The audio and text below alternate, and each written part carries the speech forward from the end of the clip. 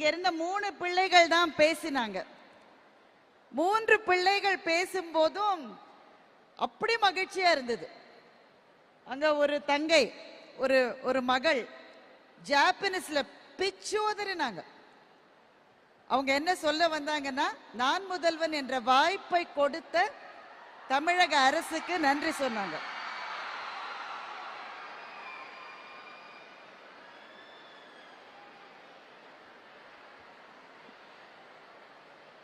இன்னொரு மாணவி ரொம்ப ரொம்ப இமோஷனலா, அவங்களுக்கு பெரிய நிறுவனத்துல கிடைச்சிருக்கிற வேலையினுடைய முதல் சம்பள கவரை இந்த மேடையில்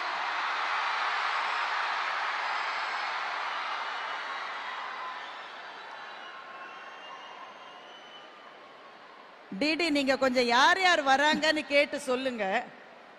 யாரும் வராதப்போ நான் பேசுறேன்னா. இப்ப யாரும் வரல மேடம், பேசுங்க. இந்த முதல் மாச சம்பள கவரை இந்த மேடையில வச்சு அப்பா கிட்ட கொடுத்தாங்க. அந்த அப்பா இங்க நடந்து வந்ததை நாங்கெல்லாம் இங்க இருந்து பார்த்தோம். அந்த தந்தைக்கு இந்த மேடைகள்ல ஏறி வர்றது பேரனுபவமா இருந்தது. அவரோட வாழ்க்கையில அப்படி ஒரு அனுபவம் அவருக்கு முன்னாடி கிடைச்சிருக்காதுன்னு நான் நினைக்கிறேன்.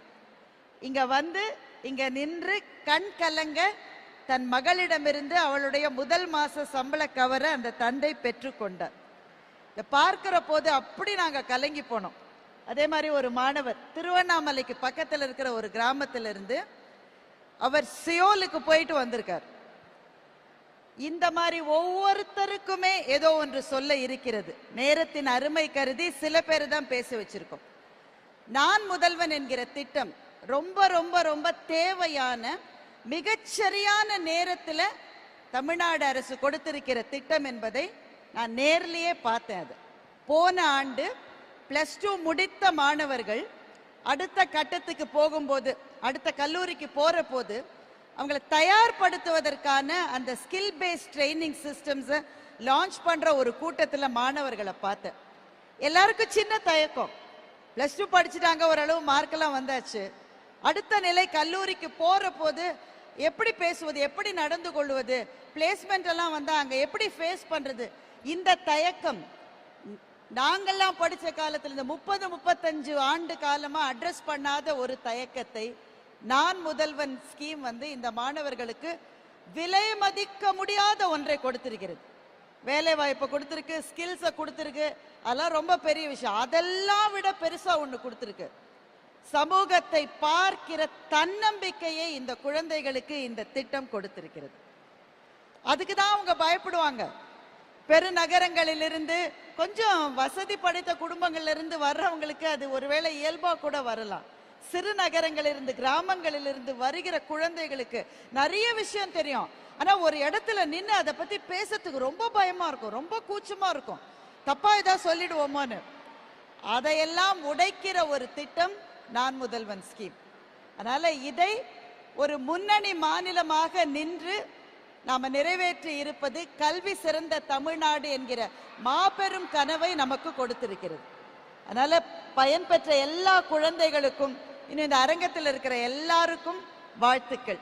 இப்படி ஒரு கனவை இந்த பிள்ளைங்கள்ட்ட கொண்டு வந்து சேர்த்து அதை நிறைவேற்றி இருக்கிற தமிழ்நாடு அரசாங்கத்துக்கு, முதலமைச்சர் அவர்களுக்கு மனப்பூர்வமான நன்றிகளை இந்த மேடையிலிருந்து பார்க்கிற போது தெரிவிக்கணும்னு நினைக்கிறேன். இன்னும் ஒரே ஒரு விஷயம், இந்த மார்னிங் பிரேக்ஃபாஸ்ட் ஸ்கீமை பத்தி இங்க நிறைய பேசிட்டாங்க ஏற்கனவே. எங்க அப்பா ஒரு பள்ளிக்கூடத்துல தலைமை ஆசிரியரா இருந்தாரு. அப்போ ஒவ்வொரு நாள் காலையில வீட்டுல இருந்து பரபரப்பா கிளம்புற போது கூடுதலா 4 டிஃபன் பாக்ஸ் கட்டிக்கிட்டு போவார். நாங்கெல்லாம் கேலி பண்ணுவோம், என்னப்பா உங்களுக்கு ஒரு டிஃபன் பாக்ஸ் போதாதா, 4 வேளையா சாப்பிடுவீங்கன்னு கேட்போம். உண்மையில அவர் எதுக்கு அதை எடுத்துட்டு போவார்னா, ஒவ்வொரு நாள் காலையிலயும் பிரேயர் நடக்கிற போது 4 பசங்களாவது மயக்கம் போட்டு விழுவாங்க. கட்டாயமா இது சாதாரண மக்கள் படிக்கிற நிறைய பள்ளிகள்ல இது நடக்கும். கொஞ்சம் வெயில் வந்த உடனே அப்படியே மயங்கி மயங்கி பொத்து பொத்துன்னு விழுவாங்க. எங்க அப்பா சொல்லுவாரு, ஒரு 4 பேருக்காவது சாப்பாடு கொடுக்கலாம், ஏன்னா சாப்பிடாம ஸ்கூலுக்கு வர்றதுனாலதான் மயங்கி விழுறாங்கன்னு எங்க அப்பா சொல்லுவார். தனி மனிதர்கள் எவ்வளவு செஞ்சிட முடியும், 3 பேர் 4 பிள்ளைங்களுக்கு வேணா கொடுக்க முடியும். நான் அரசாங்கம் இந்த திட்டத்தை கையெடுத்து, குறிப்பா இங்க ஒரு காணொலியில அதை எவ்வளவு ஹைஜீனிக்கா செய்யறாங்கன்னு பார்த்தோம். எனக்கு ரொம்ப பிடிச்சது. பேக் பண்ற இடத்துல இருந்து வண்டியில ஏத்தி பூட்டு போட்டுட்டா இறங்க வேண்டிய ஸ்கூல்ல தான் அதை திறக்க முடியும். நடுவுல திறந்து அங்கங்க அது போக முடியாது. நெல்லுக்கு இறைத்த நீர் வாய்க்கால் வழியோடி புல்லுக்கு போக முடியாதுங்க. அது நெல்லுக்கு மாத்திரம்தான் போக முடியும் என்று அந்தந்த பள்ளிகளுக்கு அந்த உணவு போய் சேருகிறதை பார்க்கிற போது ரொம்ப மகிழ்ச்சியா இருந்தது. தொடர்ந்து நம்முடைய மாநிலம் கல்வியிலே சிறந்து விளங்குகிற மாநிலமாக வர்றதுக்கு நிறைய ஸ்கீம்ஸ் கொடுத்திருக்கிற எல்லாருக்கும், அதற்காக உழைக்கிற எல்லா நிலையில இருக்கிறவங்களுக்கும் என்னுடைய நன்றியை நான் தெரிவித்துக் கொள்கிறேன். இந்த வாய்ப்புக்கும் மிகுந்த நன்றி.